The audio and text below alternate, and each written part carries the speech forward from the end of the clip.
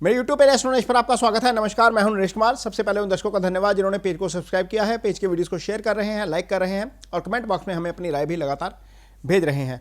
दोस्तों, ये वीडियो जो है, ये वीडियो आपकी जानकारी के लिए है। ये वीडियो निवेश सलाह बिल्कुल नहीं है। इस वीडियो को देखकर निवेश संबंधी कोई भी फैसला ना लें। यदि आपने कहीं पर निवेश करना है तो अपने फाइनेंशियल एडवाइजर की मदद ज़रूर लें। तो वीडियो गोल्ड एंड सिल्वर पर है। अगले हफ्ते गोल्ड एंड सिल्वर कैसा रहेगा इस पर बात करेंगे। लेकिन पिछले हफ्ते सिल्वर ने कमाल किया। सिल्वर ने ज़बरदस्त तेज़ी दिखाई और फिर जाते जाते सब कुछ डंप करके चला गया। हालांकि यदि हम वीकली बेसिस पे देखेंगे तो अच्छा जो है वो गेन देखने को मिला है। जो डिलीवरी है, जो भाव जो हुआ है, पूरा जो भाव सिल्वर का चढ़ा है पिछले एक हफ्ते, यदि हम कॉमेक्स की बात करते हैं तो लगभग 5.03% जो है सिल्वर चढ़ा है पिछले हफ्ते में, यानी कि तेजी आई है। और ये कॉमेक्स पर जो इसका फ्यूचर है ये $62 के आसपास बंद हुआ है। लगातार तीसरे हफ्ते ये तेजी आई है। मीन पिछले इससे पहले 2 हफ्ते भी तेज था, अब तीसरा हफ्ता लगातार सिल्वर ने तेजी के साथ बंद किया है। पिछले 6 हफ्ते में से सिर्फ एक हफ्ता ऐसा रहा जिसमें सिल्वर नेगेटिव था। 5 हफ्ते जो है सिल्वर बंद हुआ है। जो कल का क्लोजिंग हुआ है फ्राइडे का, जो क्योंकि ये शनिवार को हम वीडियो शूट कर रहे हैं, तो कल का जो क्लोजिंग हुआ है वो 4% नीचे बंद हुआ है। ये जो है वो डॉलर टर्म में लार्जेस्ट वन डे डिक्लाइन है 21 अक्टूबर के बाद। 21 अक्टूबर सबको याद है, जिस दिन ऐसे कैंडल बनी थी, फिर बहुत गिरा था, 1.72 से 1.40 आया था। 21 अक्टूबर के बाद ये डॉलर टर्म में सबसे बड़ा फॉल है। और परसेंटेज के हिसाब से यदि देखें तो 14 नवंबर सबको याद होगा, 14 नवंबर को भी ऐसे 9000 पॉइंट चांदी गिरी थी। ये उस परसेंटेज के हिसाब से 14 नवंबर के बाद सबसे बड़ा फॉल है।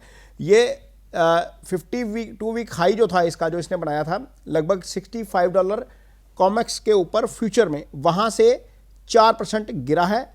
और जो इसका यदि हम 52 वीक से कंपैरिजन करेंगे, $28.94 का इसका 52 वीक लो था, वहाँ से 112% की इसने तेज़ी जो है वो अब दिखा दी है। और बहुत शानदार तेज़ी के साथ कारोबार करता हुआ सिल्वर अब नज़र आ रहा है। लगभग 100% की तेज़ी, मीन्स एक साल में लगभग 100% की तेज़ी। और ईयर टू डेट की यदि हम बात करते हैं तो ये लगभग 112% तेज है। यदि हम वीक्स को कंपैरिजन करें, मैं बता रहा था ना कि 3 वीक से लगातार तेज़ी में है, तो इससे पिछले से पिछला जो वीक था 23 से 30 नवंबर वाला वीक, यानी कि जिसको बोलेंगे, तो उसमें सिल्वर ने 13.47% वीकली गेन जो दिया था, 13.47% दिया था। उसके बाद का जो वीक था, जो 7 दिसंबर तक का वीक था, उसमें इसने जो गेन दिया था वो लगभग 3.31% था। और पिछला वीक जो खत्म हुआ है 7 से 12 दिसंबर तक का, उसमें 5.17% यानी कि 5% के आसपास की तेजी है। तो सिल्वर लगातार तेज है। हालांकि शुक्रवार को जाते जाते इसने निवेशकों को चिंता में डाल दिया। 4% तेजी के साथ डिप में बंद हुआ। जो ऊपर फंसे हैं वो अल्टीमेटली फंस गए हैं। इंडिया में MCX की बात यदि हम करते हैं तो 2 लाख का इसने रिकॉर्ड हिट हाई जो है वो हिट कर दिया, और वहाँ से गिरा 190 के आसपास आ गया। तो फिर मीन 10,000 पॉइंट का डिक्लाइन भी एक दिखा दिया अपने हाई से। तो खैर ये तो सिल्वर की कहानी होगी। गोल्ड जो है, गोल्ड इस हफ्ते काफ़ी अच्छा नजर आया। पिछले हफ्ते में हमने वीडियो में बोला था कि गोल्ड जो है, गोल्ड और सिल्वर दोनों चलेंगे। मैं लगातार कह रहा हूँ कि गोल्ड और सिल्वर पर एस्ट्रो साइकिल बुलिश है। गोल्ड ने क्या किया, गोल्ड ने मूव लेना शुरू किया। 44.43 का लेवल था कॉमेक्स के ऊपर इसका पिछले वीक में। इसने इस हफ्ते मीन शुक्रवार के दिन ही 4387 का हाई हिट कर दिया, और इसने बाद में क्लोजिंग दी 4330 पर। हालांकि सिल्वर के मुकाबले गोल्ड की क्लोजिंग जो है वो ग्रीन में हुई है। सिल्वर हालांकि डाउन बंद हुआ, गोल्ड अच्छा खासा राइज कर गया था, 2% राइज कर गया था, 4387 का हाई मार गया था। और ये अपने जो प्रीवियस हाई जो था, सबको याद होगा 20 अक्टूबर को इसने 4398 का हाई मारा था, लगभग $4400 का। उससे ये गिरा था और ये लगभग $3900 के आसपास आ गया था। $3925 का इसने लो बनाया था शायद। तो वहाँ से गिरते गिरते संभला, फिर $4000 $4200 के बीच में कंसोलिडेट किया। अब ये निकलकर उस रेंज से निकलकर 4299 वाली रेंज से निकलकर अब ये 4300 वाली रेंज में आ गया। यानी कि वो जो कंसोलिडेशन वाला एरिया था वो अब थोड़ा सा ज़्यादा मजबूत हो गया। वहाँ से अब एक रैली लगता है कि शुरू होने जा रही है, जो लग रहा है। अदरवाइज मैं आपको चार्ट बताऊंगा कि चार्ट कैसा लग रहा है। एस्ट्रो चार्ट तो मैं बताऊंगा आगे जाकर बताऊंगा। तो सिल्वर देखिए, 17 अक्टूबर को जब सिल्वर गिरा तो 1.72 से गिरा था, 1.39,800 का लो बनाया, वहाँ से घूमा और फिर सीधा रैली एक तरफा। एक इसमें डिक्लाइन नज़र आया बीच में सिर्फ 14 नवंबर का, उसके बाद फिर पुल बैक दिया और फिर वहाँ से रिट्रेस करके नीचे आया, फिर वहाँ से दोबारा फिर भाग गया 2 लाख के ऊपर। अब गोल्ड देखिए, गोल्ड उतना नहीं चल पाया, गोल्ड वहीं का वहीं खड़ा है, गोल्ड अपने प्रीवियस हाई को भी टच नहीं कर पाया, और गोल्ड जो है अभी भी इसमें अब पोटेंशियल बना हुआ है। इस बीच जो GSR होता है ना, जिसको गोल्ड सिल्वर रेशो बोलते हैं, ये मई में, ये वाला जो पहला वीडियो आप देखिए, इसके ऊपर मैंने बोला हुआ है कि गोल्ड सिल्वर रेशो, ये 31 मई का वीडियो है मेरा, ये जो स्क्रीनशॉट पे आपको नज़र आ रहा है, ये था 98। गोल्ड सिल्वर रेशो जिनको नहीं पता है उनको बता दें, 1 औंस गोल्ड के मुकाबले 98 औंस चांदी मिल रही थी, यानी कि गोल्ड बहुत रैली कर गया था, सिल्वर ठहर गया था, इसलिए उसकी वैल्यूएशन कम हो गई थी। अब कल क्या हुआ था, फ्राइडे के दिन ये गोल्ड सिल्वर रेशो 67 पर आ गई थी, यानी कि 98 से टूटी, लगभग 100 के आसपास थी अप्रैल में, 98 से टूटी और ये 67 पर, और इसने बहुत अच्छा खासा फॉल दिखा दिया और ये बैलेंस होने जा रही थी। हिस्टोरिकली गोल्ड सिल्वर रेशो 50 से 60 के बीच में रहती है, तो माना जा रहा है कि ये इकोनॉमिकली या फंडामेंटली ये माना जा रहा है कि अभी सिल्वर में और जान है, जब तक ये 60-50 के रेंज में नहीं आएगा सिल्वर में रैली जारी रहेगी। लेकिन यहाँ पर यदि इसको देखते हैं, कल ये 67 पे आया, जब रात को सिल्वर 4% गिरा तो ये फिर अगेन 69.48 पर आ गया। तो ये एक पैरामीटर है इसको देखने का कि यहाँ से कितना तेज जा सकता है। ये खैर फंडामेंटल और इकोनॉमिक पैरामीटर है। एस्ट्रोलॉजिकली क्या बोलता है इसको आगे आपको जो है वो दिखाएंगे, लेकिन उससे पहले हम देखेंगे कि अगला हफ्ता इवेंट्स, जो इकोनॉमिक इवेंट्स हैं, उसके लिहाज से भी बड़ा इंपॉर्टेंट रहने वाला है। अगले हफ्ते में बहुत सारे एस्ट्रो इवेंट हैं, लेकिन उतने ही इकोनॉमिक इवेंट भी हैं। तो पहले इकोनॉमिक इवेंट देखते हैं कौन कौन से हैं। 16 दिसंबर को एम्प्लॉयमेंट सिचुएशन जो थी नवंबर की 2025 की, उसका डाटा आएगा शाम 7 बजे अमेरिका में। 17 दिसंबर को जो मेट्रोपॉलिटन एरिया होता है ना, जो बड़े शहरों की अनएम्प्लॉयमेंट एंड एम्प्लॉयमेंट होती है, उसका मंथली डाटा आएगा शाम को। ये लगभग इंडिया में लगभग 8:30 बजे के आसपास आएगा। 18 दिसंबर को अगेन कंज्यूमर प्राइस इंडेक्स, जिसको हम महंगाई का आंकड़ा बोलते हैं नवंबर का, वो भी इंडिया टाइम के हिसाब से 7 बजे आएगा। यानी कि 16 का डाटा शाम को 7 बजे है, 17 का डाटा शाम को 8:30 बजे है, 18 का डाटा जो है वो शाम को अगेन 7 बजे है। इनमें से सबसे बड़ा इवेंट जो होने जा रहा है वो होने जा रहा है बैंक ऑफ जापान की मॉनेटरी पॉलिसी की मीटिंग। ये 18 और 19 दिसंबर को है, इसकी आउटकम 19 दिसंबर को आएगी। यानी कि ये जो वीक है 19 दिसंबर को ही खत्म होगा और उसी दिन ये आउटकम आ रही है। और ये जो मीटिंग है, इसका जो समरी ऑफ ओपिनियन है, जो मीटिंग होती है ना, उसमें समरी क्रिएट होती है, ओपिनियन क्रिएट होता है डिफरेंट इकोनॉमिस्ट का, या उनके जो बैंक ऑफ जापान है उसके जो इकोनॉमिस्ट हैं या जो उनके स्टेक होल्डर हैं, उनका जो ओपिनियन है इकोनॉमी को लेकर, वो 29 दिसंबर को आएगा। फिर जो मॉनेटरी पॉलिसी मीटिंग का जो है वो मिनट्स होते हैं, मिनट्स ऑफ मीटिंग जिसको बोलते हैं, वो आएगी 28 जनवरी 2026 को। तो ये जब बैंक ऑफ जापान वाली मीटिंग बड़ी इंपॉर्टेंट है, खासतौर पर कमोडिटी के लिए और मार्केट्स के लिए।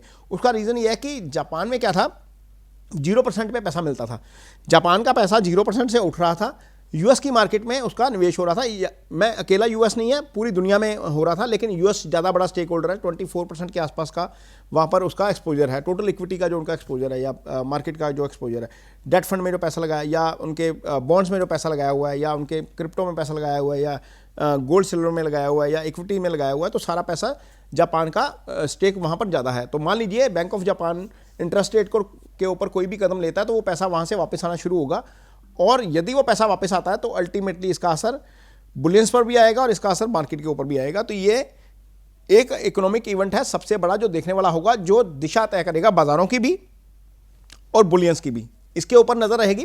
खैर आगे बात करते हैं कि एस्ट्रो साइकिल अब कैसा रहने वाला है।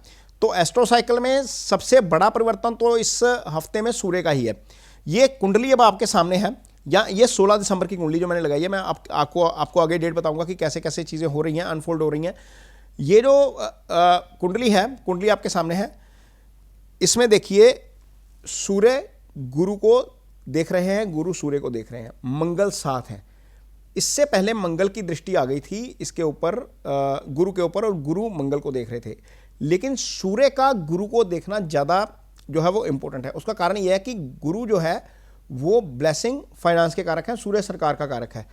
इसका मतलब यह है कि अब अगले 1 महीने के अंदर हम वैश्विक स्तर पर जो फाइनेंशियल पॉलिसीज होती हैं, जो इकोनॉमिक पॉलिसीज होती हैं, उनमें एक बड़ा शिफ्ट देख सकते हैं।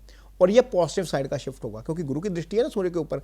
जहां पर इकोनॉमिक डिसीजन नहीं लिए जा पा रहे या कहीं पर दिक्कत आ रही है, जैसे हमारी ट्रेड डील फंसी हुई है, तो मान के चलिए इसका असर नजर आएगा, यहां पर ट्रेड डील होती हुई नजर आपको आ सकती है। एक अब दूसरा, इस चार्ट में एक सर्कल आपको लगा हुआ नजर आ रहा है। यहां पर दो प्लैनेट इकट्ठे हैं, दोनों ही पॉजिटिव प्लैनेट हैं, शुक्र और बुध, और ये दोनों साथ हैं।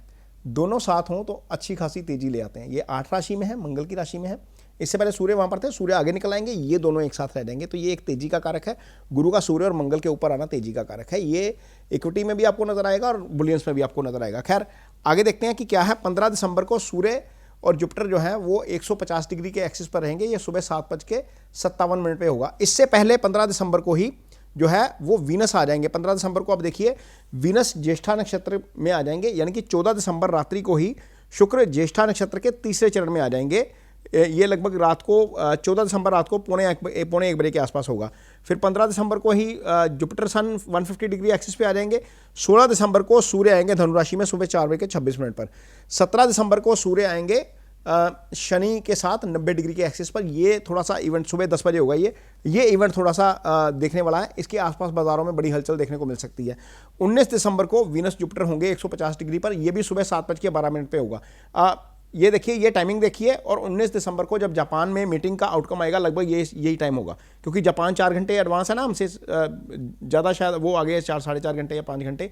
और ये जब यहाँ पर 7:12 हो रहे होंगे और सूर्य और जुपिटर जो है, वीनस और गुरु जो है वो 150 डिग्री के एक्सिस पे होंगे, यहाँ पर आपको देखिएगा बाजारों में बड़ी हलचल होती हुई नजर आएगी। क्योंकि हमारे यहाँ पर तो बाजार खुलता नहीं है, लेकिन वहाँ पर दुनिया भर के बाजार, चाहे आप शंघाई देख लीजिए, चाहे आप कॉस्पी देख लीजिए, चाहे आप दूसरे बाजार देखिए एशिया के जो हमसे पहले खुलते हैं, वहाँ पर आपको इसी टाइम के इर्द गिर्द हलचल होती हुई नजर आएगी। कमोडिटी में तो आएगी, क्योंकि बुलियंस जो है वो 23 घंटे काम करता है।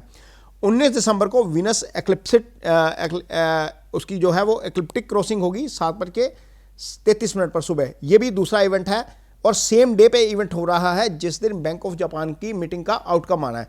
14 दिसंबर को जो है वो मून लिब्रा में आएंगे, यानी कि पूरा अगला हफ्ता या तो मून रहेंगे तुला में, या वृश्चिक में रहेंगे, या रहेंगे आपके सैजिटेरियस में। ये 17 को आएंगे स्कॉर्पियो में 10:26 पर, और 19 दिसंबर को मून आपके आ जाएंगे सैजिटेरियस में 10:50 पर रात्रि को। मून इस हफ्ते में मोटे तौर पर चित्रा में रहेंगे। ये चित्रा में से सुबह ही निकल जाएंगे 15 दिसंबर को। उसके बाद पूरा दिन स्वाति में रहेंगे, ये राहु का नक्षत्र है। उसके अगले दिन जो है वो विशाखा में रहेंगे 16 को, ये गुरु का नक्षत्र है। 17 को अनुराधा में रहेंगे, ये आपका जो है शनि का नक्षत्र है। और फिर बुध के नक्षत्र में शुक्रवार के दिन ज्येष्ठा में रहेंगे। ये हालत रहेगी एस्ट्रोलॉजिकली जो मूवमेंट है उसकी। लेकिन मोटे तौर पर इस पूरे का एनालिसिस ये है कि गोल्ड तेज है, एस्ट्रोसाइकिल में गोल्ड अच्छा करना चाहिए। गोल्ड यहां से अब एक रैली करेगा, क्योंकि दो जो प्लैनेट आपको मैंने चार्ट में दिखाया है, मार्स, सन एंड जुपिटर, इन तीनों से गोल्ड देखा जाता है। तीनों ही एक दूसरे को देख रहे हैं, तीनों ही केंद्र में हैं। अल्टीमेटली यहां से गोल्ड में तेजी बननी चाहिए। सिल्वर चल चुका है, हालांकि मैं ये नहीं कह रहा कि सिल्वर रुक जाएगा। सिल्वर के लिए भी कॉम्बिनेशन उतने ही फेवरेट है, लेकिन गोल्ड में हमें ज्यादा तेजी देखने को मिलेगी। सिल्वर हो सकता है थोड़ा सा साइडवेज हो जाए, या गोल्ड के मुकाबले उतनी तेजी अब ना कर पाए। और ये जो वीडियो है, ये वीडियो आपकी जानकारी के लिए है। एक बार फिर, ये निवेश सलाह नहीं है। कोई भी निवेश करने से पहले अपने निवेश सलाहकार की मदद जरूर लें। वीडियो अच्छा लगे तो उसे शेयर जरूर करें, पेज को सब्सक्राइब जरूर करें। इसके साथ ही मुझे दीजिए इजाजत। नमस्कार।